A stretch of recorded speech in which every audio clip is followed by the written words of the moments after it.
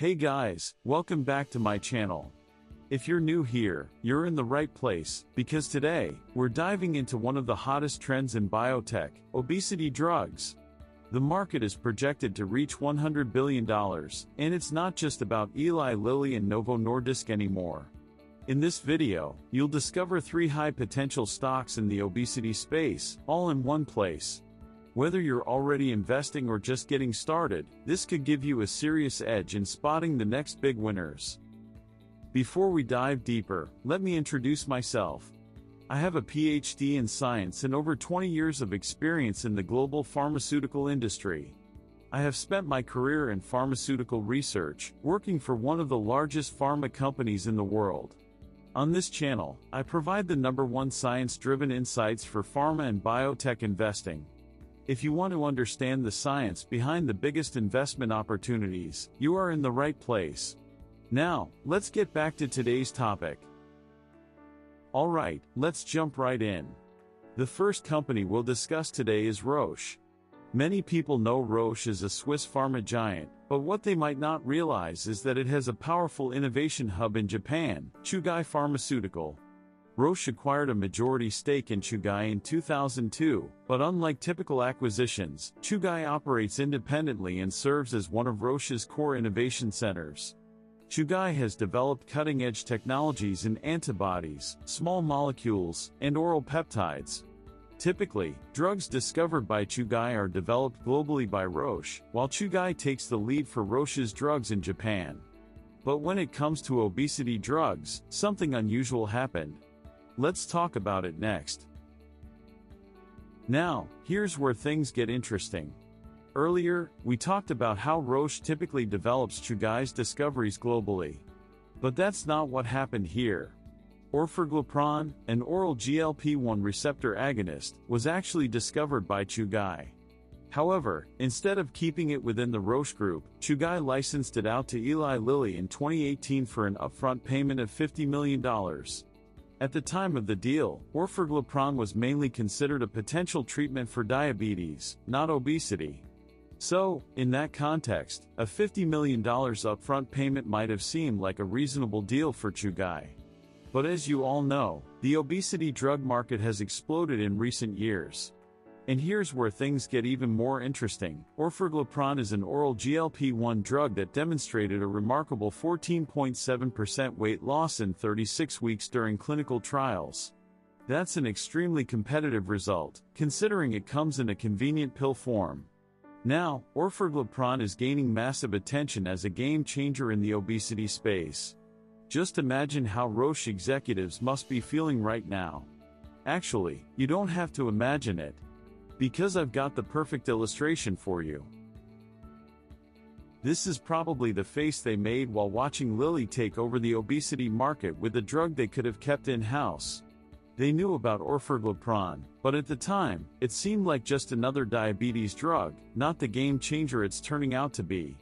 Now, with the obesity market exploding, Roche is realizing just how costly that decision might have been. But they're not just sitting back in regret, they're scrambling to make up for this massive missed opportunity. Now, Roche is aggressively looking for ways to re-enter the obesity drug race before it's too late. So, what's their next move? Let's take a look. Now, let's talk about Roche's next move in the obesity market. After missing out on orforglipron, they had to act fast, and they did, with the $2.7 billion acquisition of Viking Therapeutics and its obesity pipeline. One of the key assets from this deal is CT-388 GLP-1 and GIP dual agonists similar to Eli Lilly's Mounjaro and Zepbound. In a Phase 1 study, CT-388 showed an 18.8% weight loss over just 24 weeks. For comparison, Lilly's Zepbound showed 22.5% over 72 weeks. So although the total number is lower, the shorter duration suggests CT-388 might be acting more quickly, which is promising. CT-388 looks promising, but let's take a step back. When we talk about dual agonists targeting GLP-1 and GIP, there's no avoiding the giant in the room, Eli Lilly. Its drug, Zepbound, delivered a 22.5% weight loss over 72 weeks and generated nearly $5 billion in 2024 sales alone. That's a massive head start. Meanwhile, Roche is just getting started. CT-388 is still in early development, with regulatory submissions not expected until 2027 or later. So the big question is, can Roche really catch up? The truth is, nobody knows. Not even Roche. That's why they're not putting all their eggs in one basket. To stay in the game, they're deploying a multi-pronged strategy, with more assets in the pipeline that could give them a unique edge. Let's take a look. First, let's talk about petrelintide. Roche paid a massive $1.65 billion upfront to license this amylin analog from Zealand Pharma. Unlike GLP-1 drugs, petrelintide, a so-called amylin analog, works through a different mechanism. It helps regulate satiety and gastric emptying, potentially offering an additive or complementary effect in obesity treatment. Another notable asset in Roche's pipeline is GYM329, a first-in-class antibody developed by Chugai, Roche's innovation hub in Japan. In this time, Roche seems to have learned from the past. After letting orforglipron slip through their fingers, they're now making sure to retain full control over GYM329. The antibody targets myostatin, a negative regulator of muscle growth. Although it's currently being developed for rare muscle diseases like SMA and FSHD, Roche is also planning to initiate a phase 2 trial for obesity in 2025.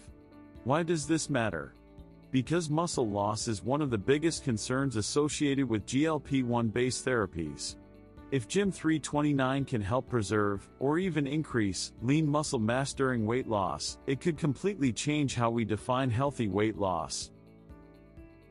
Now let's turn to Amgen, and their uniquely designed candidate, MariTide, also known as maridebart-cafraglutide.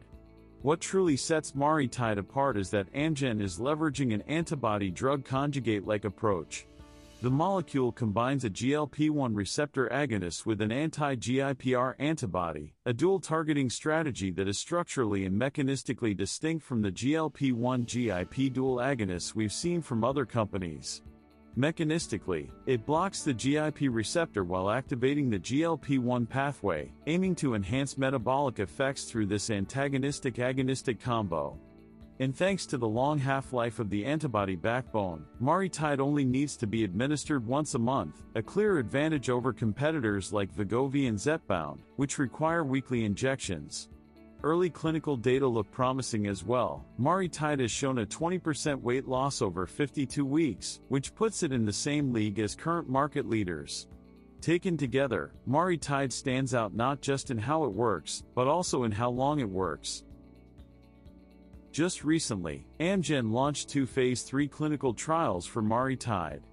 This means they're now moving full speed ahead, and getting closer to potential approval. Let's now take a look at our third company. Now, let's talk about Viking Therapeutics. Unlike the pharma giants we've covered so far, Viking is still a relatively small company. But that's exactly what makes it exciting, because if they hit it big, the stock could skyrocket. Their obesity pipeline consists of 2 candidates. First, VK2735 injectable, a dual GLP-1-GIP agonist, just like Eli Lilly's Zepbound. The company is already preparing for a phase 3 trial in the first half of 2025, which means a major catalyst is right around the corner. Then there's VK2735 oral, same mechanism, but in pill form, and currently in phase 2. If successful, this could be a game changer for patients looking for an alternative to injections. But here's what makes Viking even more interesting. They also have VK2809, a drug in development for MASH, a liver disease with few effective treatment options and a lot of unmet need. And guess what? Early clinical results have been highly promising. If Viking can succeed in both obesity and MASH, we're not just talking about upside, we're talking about a breakout moment. But how strong is their data? Let's dive in and take a look. Here's what the data shows. Viking's VK2735 demonstrated a 14.7% weight loss in just 13 weeks, a highly impressive result. The effect was clearly dose-dependent, and the placebo-adjusted weight loss was over 13% at the highest dose. And all of this was achieved in just 3 months.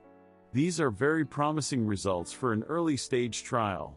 But how does VK2735 stack up against other obesity drugs in development? Let's take a look. Let's take a look at the competitive landscape. Here's how VK2735 compares to some of the biggest names in the game. Roche's CT-388 showed 18.9% weight loss in 24 weeks. Amgen's MariTide achieved 20% weight loss in 52 weeks. And Lilly's Zepbound delivered 22.5% weight loss in 72 weeks. Now compare that to Viking's VK2735. It achieved 14.7% weight loss in just 13 weeks. That's extremely competitive, especially given the shorter duration. Longer-term data will be important, but even now, Viking is looking like a serious contender. Now let's talk about the stock price. Viking's share price recently surged over 200% following its latest clinical trial results. But even after that rally, the company's market cap is still only about $3 billion. And the story isn't over yet. A Phase 3 trial for VK2735 is planned for the first half of 2025, marking an important step toward potential approval. If their lead candidate succeeds in both obesity and MASH, I believe the stock price could go much, much higher. With a strong clinical profile, a promising pipeline, and a relatively small market cap, this could be a 5x, or even 7x, opportunity in the long run. And personally, I don't think this is a high-risk bet. Given the strength of the data in the pipeline, I'd say Viking looks more like a medium-risk, high-reward opportunity. Alright, let's wrap up. As we've seen, the obesity drug market is heating up, projected to reach $100 billion, with new players entering the race and pushing the science forward.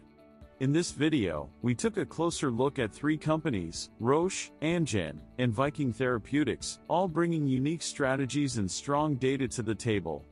If you found this content valuable, please consider giving this video a thumbs up, it really helps the channel grow. And if you don't want to miss the next big opportunity in biotech or pharma, make sure to subscribe. I do my best to deliver timely, science-based insights, right when key catalysts are approaching. That way, you won't miss out when the next breakout moment arrives. Thanks for watching, and I'll see you in the next one.